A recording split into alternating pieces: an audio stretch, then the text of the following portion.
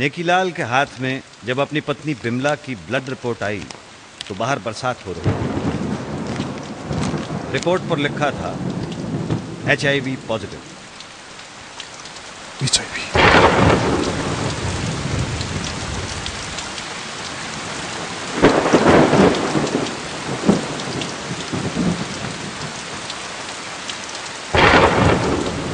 उसकी पत्नी बिमला का मुस्कुराता चेहरा उसकी नजरों के सामने आ गया। हर कड़कती बिजली के बाद हो जाने वाले अंधेरे में उसे अपनी और अपनी पत्नी की मौत दिखाई देने लगी।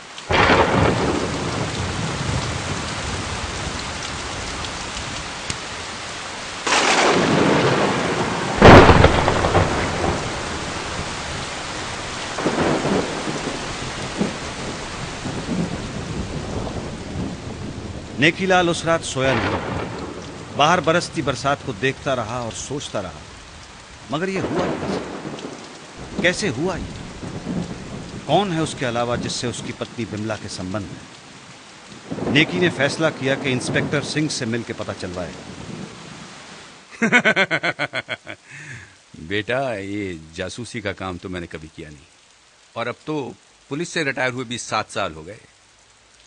तुम्हें वहम है।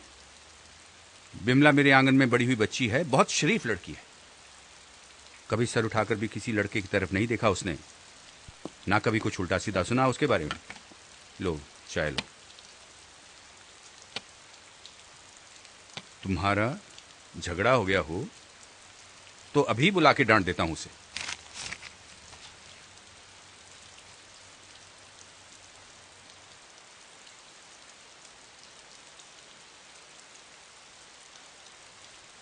बिमला को HIV? मतलब एड्स? तू तो ठीक है ना नेकीलाल? तूने अपना टेस्ट करवाया? करवा लूंगा अंकल। जब बिमला को है तो मुझे तो होगा ही।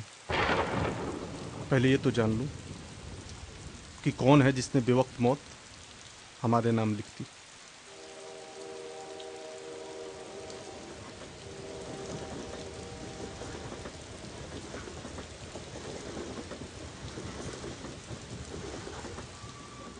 सांस लो, सांस लो, सांस लो।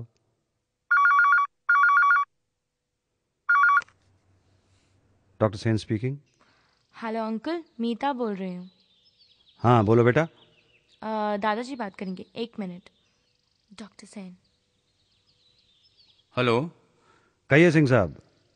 डॉक्टर साहब, एड्स पे कोई किताब या जर्नल हो लेटेस्ट तो भेज दें। बिल्कुल भिजवा देता हूँ। सब ठीक तो है ना? हाँ हाँ, एक केस है, थोड़ा स्टडी करूंगा। कोई क्रिमिनल केस है क्या? नहीं भाई, अपनी जान पहचान वाले हैं कोई। ओह ठीक है, मैं भिजवाता हूँ। Thank you. ये कैसे बंद होता है बेटा मोबाइल? दादाजी, इस केस में क्या मैं आपकी मदद कर सकती हूँ? जरूर। Thank you.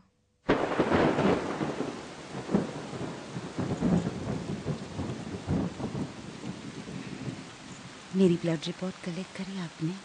नहीं, कल करूंगा। कल जरूर करिएगा।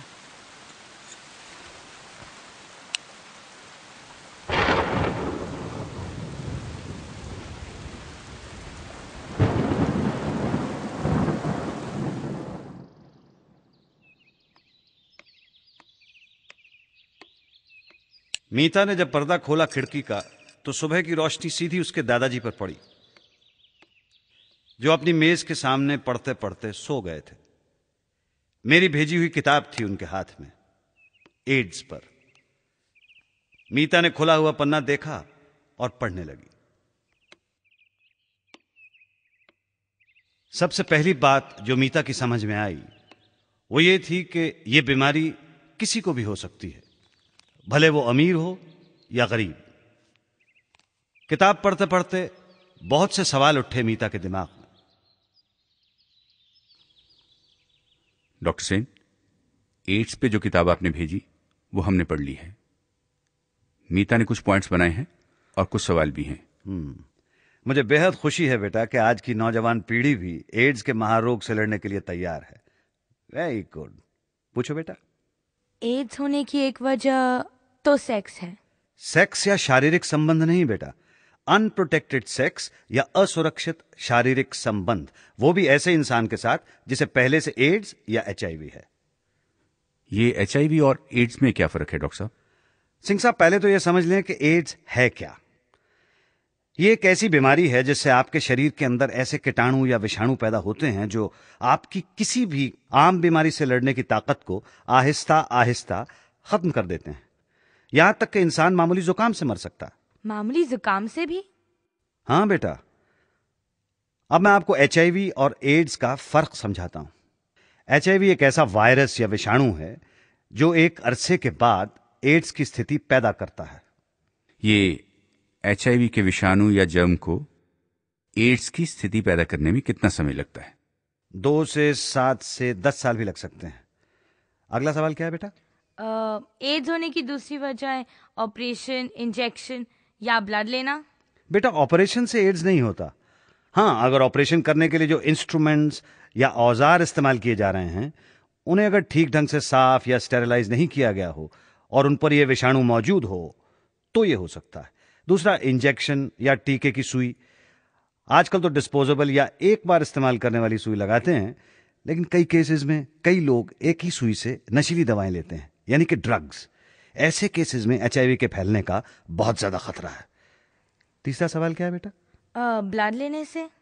ब्लड लेने या देने से पहले एचआईवी या एड्स का टेस्ट कराना बहुत जरूरी है, बल्कि इट्स अ मस्ट, ताकि किसी भी एचआईवी के शिकार इंसान का खून किसी दूसरे तक यह बीमारी ना पहुंचा सके। डॉक्टर साहब, किताब में तो लिखा है कि दांत निकलवाने या कान छिदवाने से भी हो सकता है।